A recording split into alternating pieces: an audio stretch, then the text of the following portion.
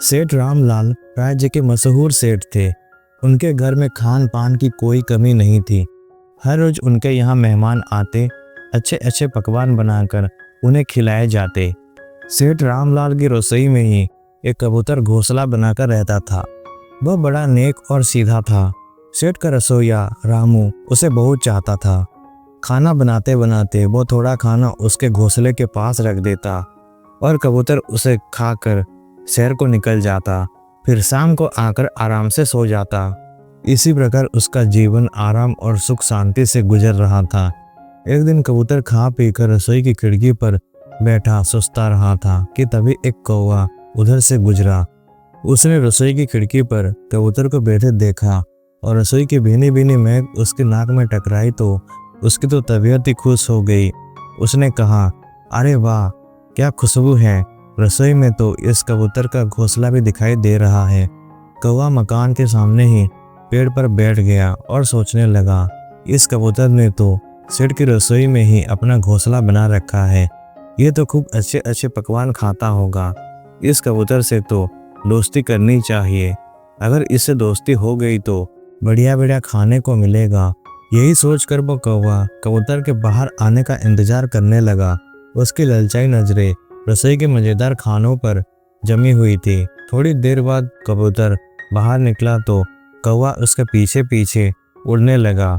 कुछ देर बाद जब कबूतर को एहसास हुआ कि ये कौवा लगातार उसका पीछा कर रहा है तो उसने सोचा कि ये क्यों मेरा पीछा कर रहा है। ये तो बड़ा चालाक किस्म का प्राणी है, इससे तो भगवान बचाए। कौवा लगातार उसका पीछा कर रहा था।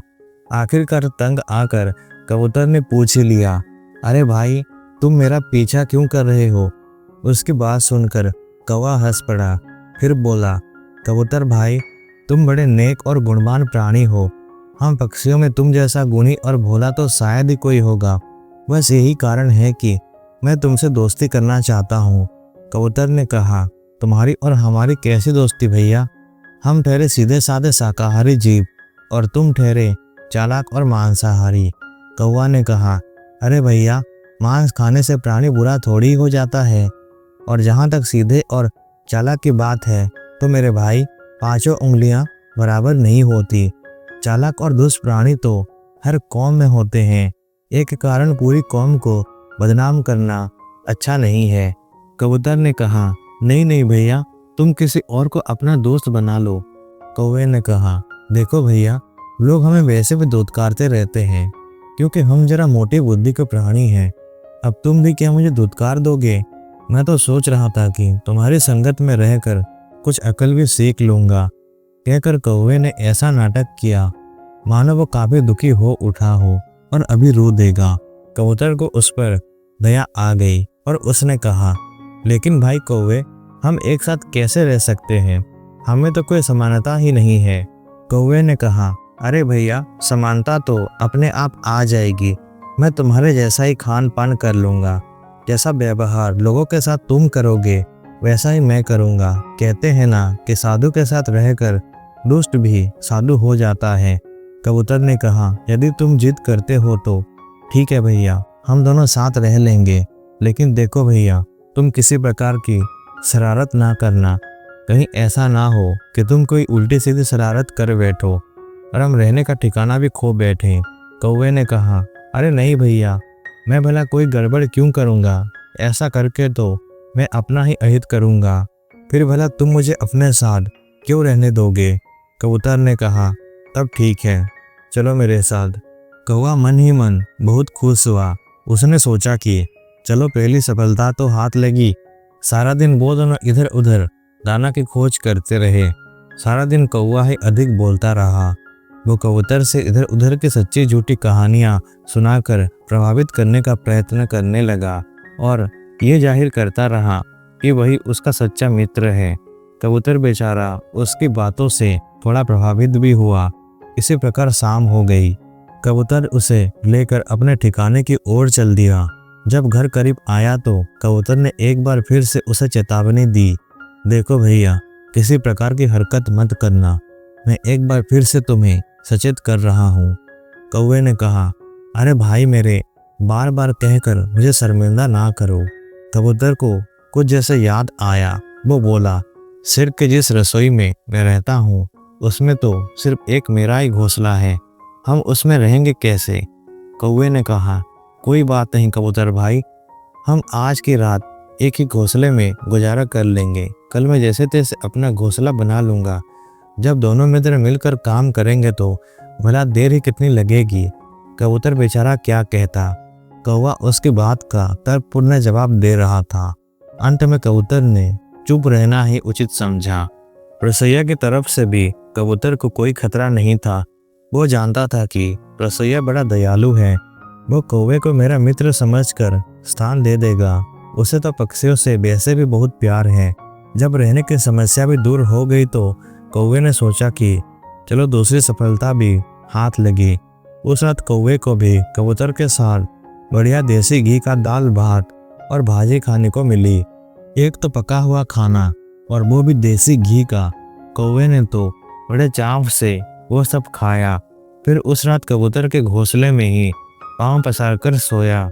रात को सोते समय वो सोचने लगा, किसी ने सच ही कहा है कि एक बार सभी के दिन बदलते हैं। मेरे भी नसीब अच्छे थे जो मेरी नज़र इस कबूतर पर पड़ गई। अब मिलेगा रोज रोज बढ़िया खाना। दूसरे दिन कौवे ने कबूतर की मदद से रसोई में ही एक कोने में अपना घोंसला बना लिया। रसोइये ने कबूतर के साथ कौवे का घोंसला देखा तो मन ही मन बहुत खुश हुआ, मगर सोचने लगा, कौवे चालाक और शरारती होते हैं, कहीं कल को ये इस सीधे साधे कबूतर को कोई नुकसान ना पहुंचाए। इस प्रकार दोनों मित्र बड़े आराम से रसोई में रहने लगे। कौवा हर रोज नए नए पकवान खाता और चैन की नींद सोता। एक दिन की बात है, सेठ जी के यहाँ कुछ मेहमान आने वाले थे, इसलिए घर में पकवान आदि बन रहे थे। सेठ जी ने अपने मित्रों के लिए मछली मंगवाई थी। रसोइया मछली आदि साफ कर रहा था तो अपने घोंसले में बैठा कौवा सोच रहा था, अरे भाई, आज तो मज़ा आ जाएगा। बहुत दिनों के बाद मसालेदार तली हुई मछली खाने को मिलेगी। और फिर चुपचाप अपने घोंसले में बैठा सोचता रहा कैसे मछली पर हाथ साफ किया जाए। कौवे ने सोचा कि यदि वो कबूतर से इस मामले में कुछ कहेगा तो वो उसकी बात नहीं मानेगा। अंततः खुद ही कोई मौका निकाल कर मछली के टुकड़ों पर हाथ साफ करना पड़ेगा। इसी प्रकार सवेरा हो गया। हर रोज की तरह कबूतर ने उसे कहा, चल भाई कौवे, खाने की तलाश में चला जाए। कबूतर ने कहा, नहीं भाई कबूतर, आज मेरी तबीयत कुछ ठीक नहीं है, कल से मेरा पेट कुछ खराब है। कौवा अपने आप को काफ़ी चालाक समझ रहा था, मगर कबूतर भी कुछ कम समझदार नहीं था। वो समझ गया कि आज रसोई में मछली आई है, उसे देखकर ही उसकी नीयत खराब हो रही है। अंततः वो बोला, देखो भाई कौवे, रसोई में कोई हरकत मत करना, किसी भी चीज़ को ना छूना, वरना गड़बड़ हो जाएगी। मेरी बात मानो और मेरे साथ चलो। कौवे ने कहा, अरे नहीं भाई, मैं सच कह रहा हूँ। तुम ये मत समझो कि मछली को देखकर मेरा मन खराब हो रहा है और मैं बहानेबाजी कर रहा हूँ। मैं सच कह रहा हूँ, मेरे पेट में कुछ गड़बड़ है। कबूतर ने कहा, ठीक है, तब मैं ही चला जाता हूँ, लेकिन जाते जाते फिर एक बार आगाह कर रहा हूँ कि यहाँ कोई गड़बड़ ना करना। कौवे ने कहा, कहा ना भैया, कोई गड़बड़ नहीं होगी, मेरा विश्वास करो मित्र। कौवे ने बार बार उसे भरोसा दिलाया तो कबूतर को भी उसकी बात का विश्वास हो गया कि ये कोई गड़बड़ नहीं करेगा, और वो बेचारा चल दिया अपने खाने की तलाश में। कौवे ने कहा, इसे क्या मालूम मछली का स्वाद क्या होता है, अब खाओ पियो और मौज उड़ाओ। थोड़ी ही देर बाद रसोइया रसोई में आया और मछली काट पीट कर साफ करने लगा। मछली काट कर उसने तली, फिर दूसरी सब्जियां काट कर साफ की। इस सारे काम में वो काफ़ी थक गया था। अंततः कुछ देर सुस्ताने के लिए बाहर जाकर बैठ गया। कौवे ने कहा, शुक्र है ये यहाँ से चला गया, यहीं बैठा रहता तो मेरा काम कैसे बनता। पहले उस कबूतर को मुश्किल से भेजा है। और फिर कौवे ने चुपके से टोकरी में से एक मछली का टुकड़ा उठाया और अपने घोंसले में जाकर खाने लगा। कई टुकड़े उसने चुपचाप चुरा चुरा कर खा लिया। हालांकि उसका पेट भर गया था, फिर भी उसे और खाने का लोभ हो रहा था। इस बार जैसे ही उसने परात में से मछली का टुकड़ा उठाया, वैसे उस पर ढकी प्लेट धरती पर गिर पड़ी। छनछनाहट की तेज आवाज हुई, मगर कौवे को इससे भला क्या फर्क पड़ना था। उसने मछली का टुकड़ा लिया और आराम से बैठकर खाने लगा। रसोइया तेजी से अंदर आया कि कहीं कोई बिल्ली रसोई में ना घुस आई हो, मगर जैसे उसकी नज़र मछली खाते कौवे पर पड़ी, उसके क्रोध का ठिकाना ना रहा। क्रोध से लाल पीला होकर वो कौवे पर झपटा और बोला, ओ पापी नीच, मेरी अच्छाई का तूने ये बदला दिया कि चोरी से मछली खा गया दुष्ट। मैंने तो उस कबूतर की वजह से तुझे चुपचाप रहने को जगह दी और तू मेरा ही बुरा करना चाहता है। ले अब चख मजा। ये कहते हुए उसने कौवे को गर्दन से पकड़ा और क्रोध में आकर उसके सभी पंख नोच डाले। कौवा दर्द से चीखता चिल्लाता रहा, मगर रसोइये ने उस पर जरा भी दया नहीं दिखाई। ले अब यही पड़ा सड़ता रहे, लालची कौवे, यही तेरी सजा है। भय और दर्द से करहाता कौवा एक कोने में जाकर दुबक गया और अपनी करनी पर आंसू बहाता रहा। शाम को जब कबूतर वापस आया तो कौवे की ऐसी हालत देखकर वो सब कुछ समझ गया कि उसकी गलती की ही उसे सजा मिली है। उसने कहा, क्यों कौवे भाई, मैंने कहा था ना कि ऐसा कुछ हरकत मत करना।